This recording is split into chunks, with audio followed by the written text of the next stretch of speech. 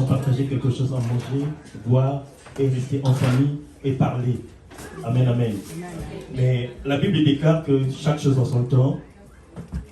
J'ai une pensée que le Seigneur m'a mis dans le cœur lorsque j'étais à la maison. J'étais vraiment fatigué. Et je me disais que comment est-ce que je devais faire pour être là.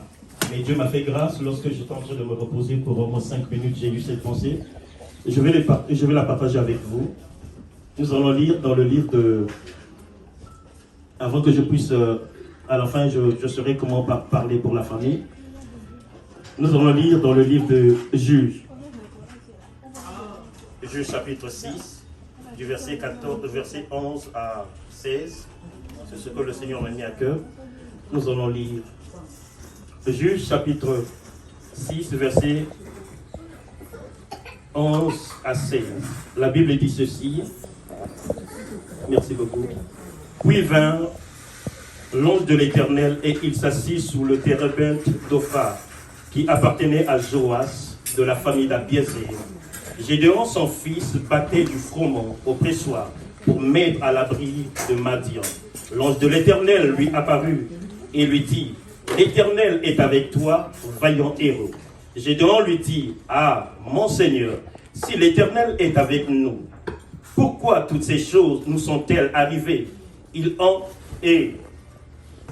Où sont tous les prodiges que nos pères nous racontaient quand ils disaient, « L'Éternel nous a-t-il pas fait monter hors de l'Égypte? Maintenant l'Éternel nous abandonne et il nous livre entre les mains de Madian. » Verset 14 nous dit ceci, « L'Éternel se tourna vers lui et dit, « Va avec cette force que tu as et délivre Israël de la main de Madian.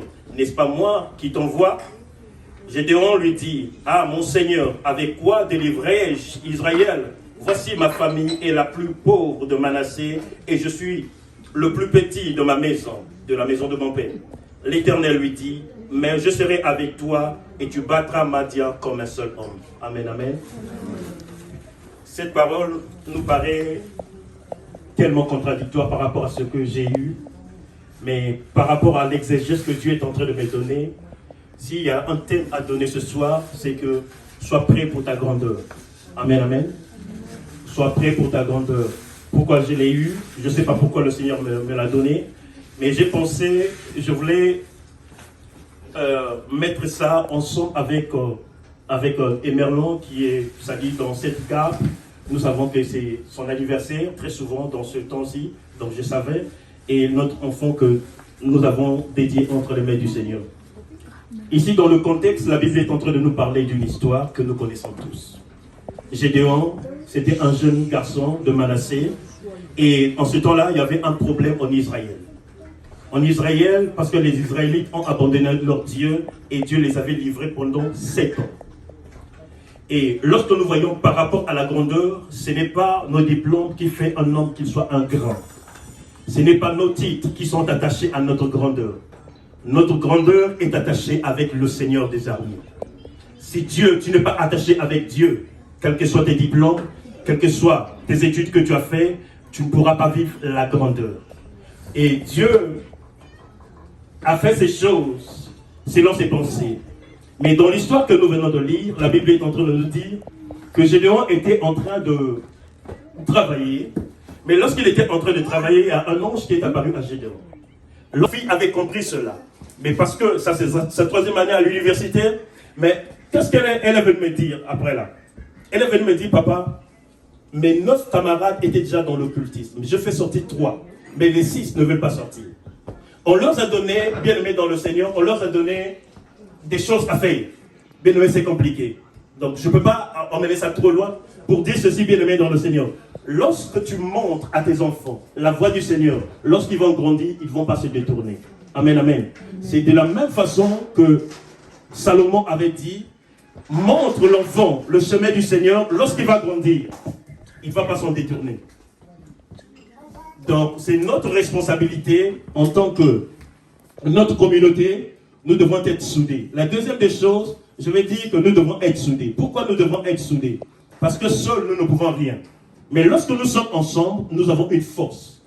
Lorsque nous sommes ensemble, nous n'allons pas perdre beaucoup d'énergie.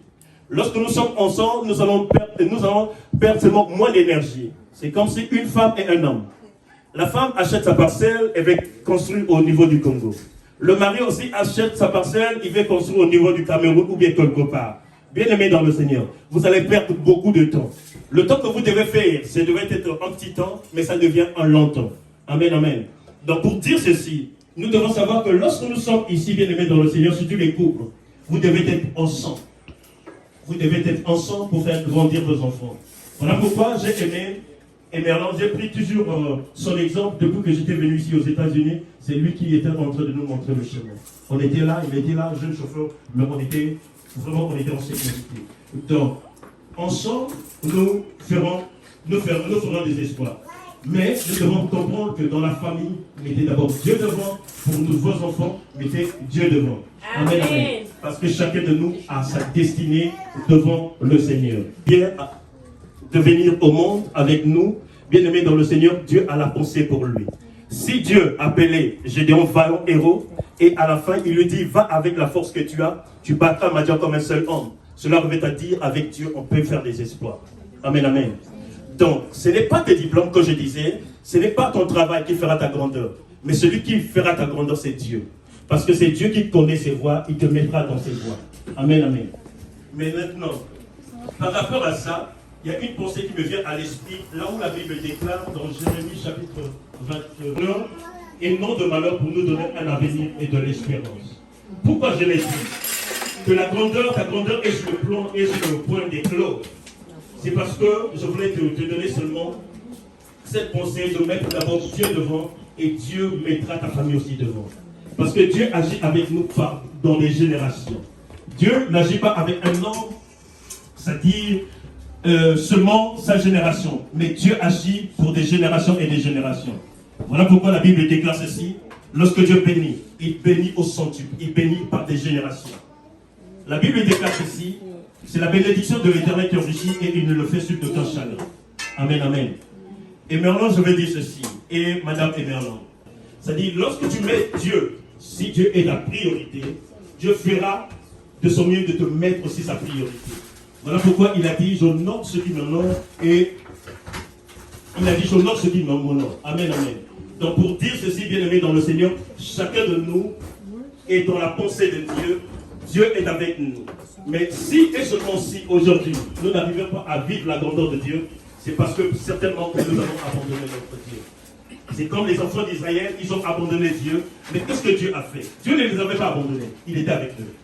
Dieu peut être, et il peut être là, mais il n'agit pas. Amen, amen. Mais maintenant, il faut qu'il y ait Dieu peut être là. Il n'agit pas. Voilà pourquoi, bien aimé dans le Seigneur, il est formé pour Gédéon. Donc c'était le timing de Dieu qui avait visité son peuple pour le délivrer.